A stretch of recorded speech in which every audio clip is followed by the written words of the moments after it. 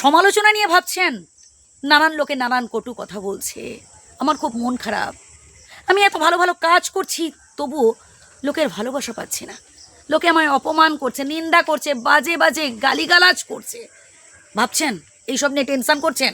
তাহলে শুনে নিন কথাগুলো, কারণ আজকে আমি কিছু গুরুত্বপূর্ণ কথা বলবো, যেগুলো শুনলে আপনার গায়ে কাঁটা দেবে এবং ইন্সপায়ার করবে আপনাকে।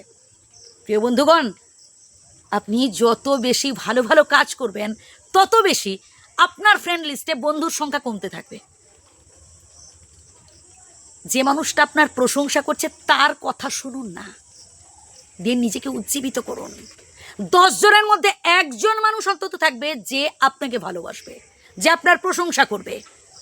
হ্যাঁ ভাই, কারণ এই পৃথিবীতে ভালো মানুষও আছেন, খারাপ মানুষ বা আপনাকে অপছন্দ করে, আপনার শত্রু যেমন আছে ঠিক তেমনি পছন্দ করে বা আপনাকে ভালোবাসে বা আপনাকে গুরুত্ব দেয়, এরকম মানুষও আছেন।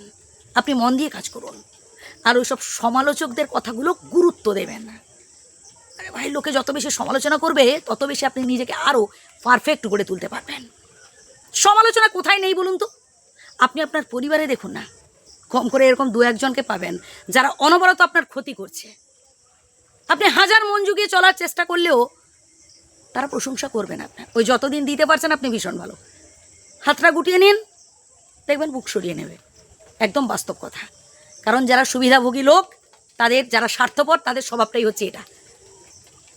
যতক্ষণ দিতে পারছেন ভালো, যে হাতটা গুটিয়ে নেবেন খারাপ। তাই বলবো কি, নিজেকে গুরুত্ব দিন, নিজেকে মোটিভেট করুন, নিজেকে ইন্সপায়ার করুন, মনের জোর বাড়ান, জীবনে সফল হয়ে দেখান। সমালোচকদের থোঁতা মুখ ভোঁতা করতে হলে আপনাকে সফল হতে হবে, জীবনে ভালো কিছু অ্যাচিভ করতে হবে। সর্বপ্রথম স্বনির্ভর হতে হবে। আলিয়ার পেছনে না ছুটে বাস্তবটা ফিল করুন বন্ধু। বাবার হোটেলে থেকে এরকম বহু স্বপ্ন দেখা যায়। যখন পকেটে টাকা থাকবে না, চাকরি ছেড়ে যাবে, ব্যবসায় লস হবে, পকেট শূন্য হয়ে যাবেন, সব কিছু হারা হয়ে যাবেন, তখন দেখবেন আত্মীয় স্বজন বন্ধু বান্ধব কেউ নেই ভাই। আপনি একটা মরুভূমিতে বাস করছেন, এমন ফিল হবে। তাই আগে নিজেকে গুরুত্ব দিন, স্বনির্ভর হওয়ার কথা ভাবুন, রোজগার করুন, নিজের পায়ে দাঁড়ান।